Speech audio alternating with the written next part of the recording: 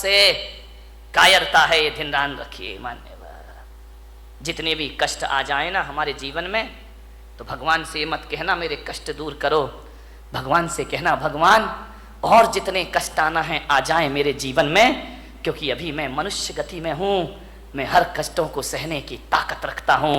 सारे कष्ट इसी जन्म में आ जाएं तो अगला जन्म मेरा आनंद में बदल जाएगा, पुण्य में बदल जाएगा, मेरा कल्याण हो जाए। मरने के भाव मत बनाइए। हाँ, ये बात अलग है, ये धमकियां बहुत देती भाई कि मैं मर जाऊंगी, मैं मर जाऊंगी, पति भी कहता यार मरना है तो जल्दी कर दो। 20 साल से तो सुन रहा हूं ना, आज मर रही ना कल मर रही है, जल्दी मरे तो हम दूसरे की व्यवस्था करें। अब तुम ऐसी एज में जाके मरो ना, तुम अपनी रहो ना मैं किसी का हो पाओ, ऐसे मर के भी क्या करूंगा, विचार करिए, मत बनाइए ऐसे भाव। हाँ, धमकी तो देना, बिना धमकी के महिलाओं ये सुधरने वाले भी नहीं है। बिना धमकी के तुम्हारा काम भी नहीं होता है। धमकियां दो, जरूर दो। आज से इस पंडाल से एक संकल्प लेकर जाओ, यदि तुम्हारा काम ना सुने तो धमकी दो।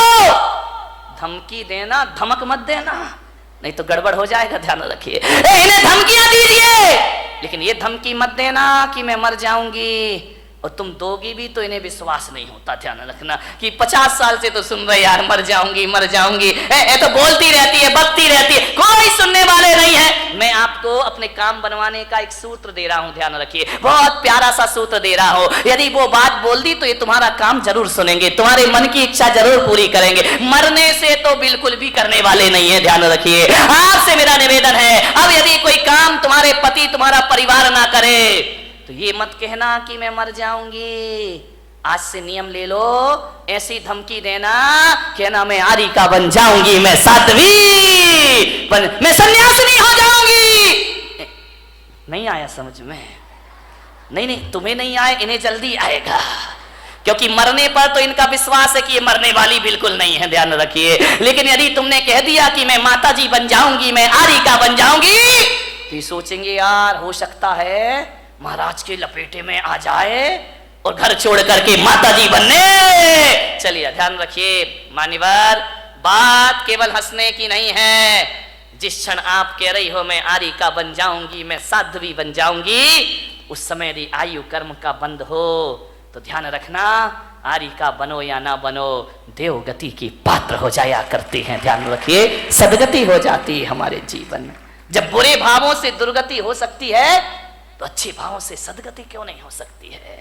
जब जिंदगी से तंग आ जाओ तो आत्महत्या के विचार मत बनाना, संन्यास के विचार बनाना। तुम्हारे विचार तुम्हारे जीवन को पवित्र कर देंगे, ध्यान रखिए। मरने के भाव मत बनाइए, संन्यास के भाव बनाइए, बैराग के भाव बनाइए। और एक बात और बता रहा हूं, 3 चीज बड़े झटके में होती हैं, ध्यान रखना, संन्यास, दान और आत्महत्या।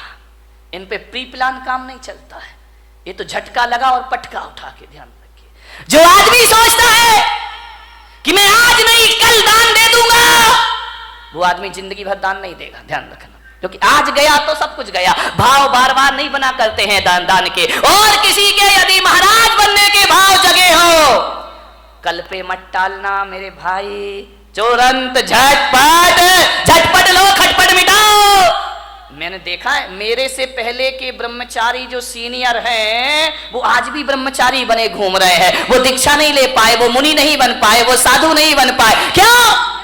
पुराना हो गया सन्यास, पक गया सन्यास, अब दीक्षा के भाव ही पैदा नहीं हुआ करते हैं, अब उनके भाव ख्याति लाभ के हो जाया करते हैं। विनयी महाराज बने, जब अपनी पूजा हो रही है तो महाराज बन गए, क्या करेंगे? ध्यान रखिए, विद्वान कभी दीक्षा नहीं लेता, पंडितों ने कभी दीक्षा नहीं ली, सन्यास नहीं लिया, ध्यान रखना। ये दूसरों को सन्यास दिलाते हैं, खुद का नंबर आता है तो खुद पीछे हो जाया करते हैं। एक पंडित जी मुझे मिले, अब वो इस दुनिया में नहीं है। उनकी जब पहली बार मुझसे मुलाकात हुई, उन्होंने कहा कि जब मैं ब्रह्मचारी था, उन्होंने कहा कि भैया जी मैंने 150 पंच कल्याणक करा दिए।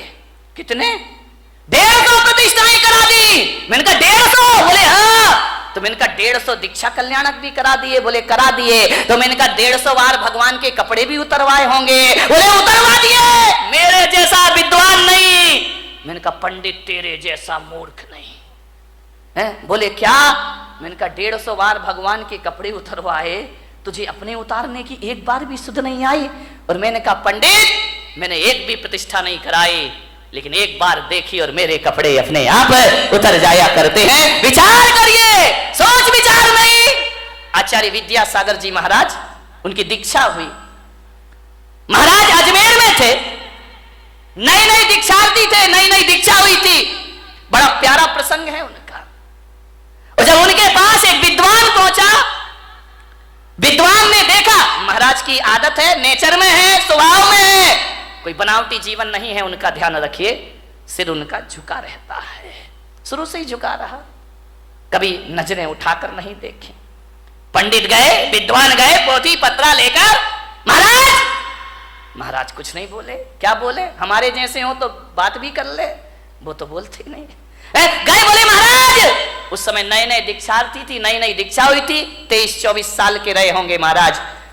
उन्होंने कहा कि महाराज नंगे हो गए, कपड़े उतार दिए, कुछ शास्त्र मास्त्र पढ़े हैं कि ऐसे ही आगम पढ़ा है? महाराज कुछ नहीं बोले। अरे समय सार पढ़ा है? महाराज कुछ नहीं बोले। बोले बस कपड़े उतार के बैठ गए, रोटियां मिल रही हैं समाज की, आराम से जय जयकार, ख्याति लाभ। समय सार पढ़ाए आपने? जब 3 बार उसने बोला तो महाराज ने कहा अब तो जवाब देना जरूरी, अब बहुत ज्यादा पानी सर से ऊपर हो रहा है।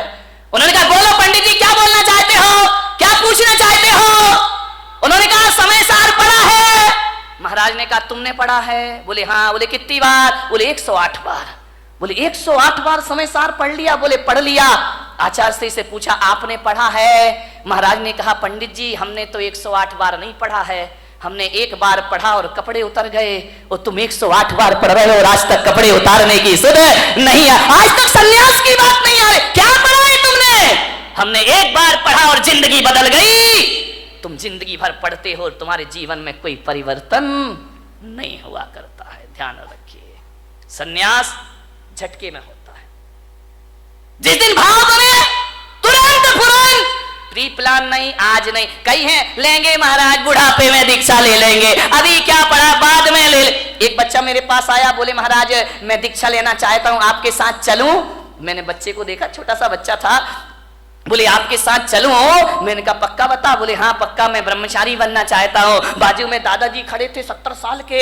बोले महाराज इसकी बातों में मत आना। मैंने कहा क्यों, क्या हो गया? अरे बोले क्या पागलपन की बातें, ये इतना सा बच्चा कह रहा कि सन्यास लूंगा, दे मत देना महाराज। मैंने कहा क्यों? बोले छोटा है।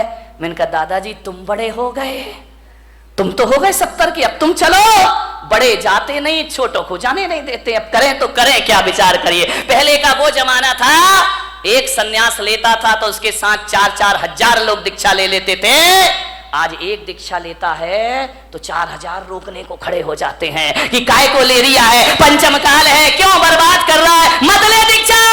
बाहरे जमाना, जब बच्चा बिगाड़ते हो तो ख्याल नहीं आता, बिगड़ जाता है तो फिर महाराज तुम्हें याद आते हैं। ध्यान रखिए, सन्यास झटके की चीज, झटके की चीज। मन में भाव जगे, घर छोड़ देना। एक बात ध्यान रखना विट्ठल भाई, विट्ठला, घर, तुम ज्योतिषाचार्य हो ना, घर प्रवेश का तो मुहूर्त होता है। किसी ने मकान बनाया, वास्तु का मुहूर्त होता है, घर प्रवेश का मुहूर्त होता है, लेकिन किसी ज्योतिष ने घर त्याग का कोई मुहूर्त बताया है क्या? ध्यान रखना, घर प्रवेश का मुहूर्त है लेकिन घर छोड़ने का कोई मुहूर्त नहीं हुआ करता है। जब तेरी डोली निकाली जाएगी, बिन मुहूर्त के उठा ली जा। घर छोड़ने का कोई, जिस दिन घर छोड़ दो वही शुभ मुहूर्त हुआ करता है, इससे ज्यादा शुभ मुहूर्त दुनिया में कोई दूसरा।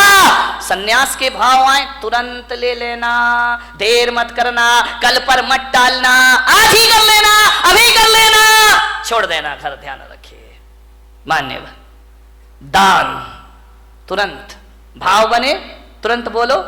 घर में गए तो भाव ऐसे गिरेंगे, ऐसे गिरेंगे जैसे आसमान से बिजली गिर गई हो तुम्हारे भावों में। ध्यान रखिए, दान के भाव तुरंत ले। आत्महत्या भाव बने,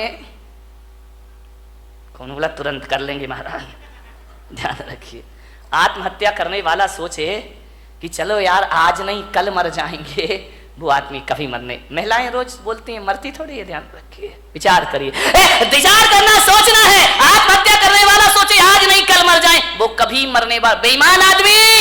लेकिन मेरा आपसे एक निवेदन है, बड़ी विनम्रता के साथ, दान और सन्यास की बात हो तो तुरंत कर लेना, और मरने के विचार आए तो कल पर ढल देना कि आज नहीं कल ये काम करेंगे, आज अभी हमें बहुत जीना है, जिंदगी को जियो, मरने के भाव कभी मत बनाए, जियो कितने भी कष्ट आ जाए।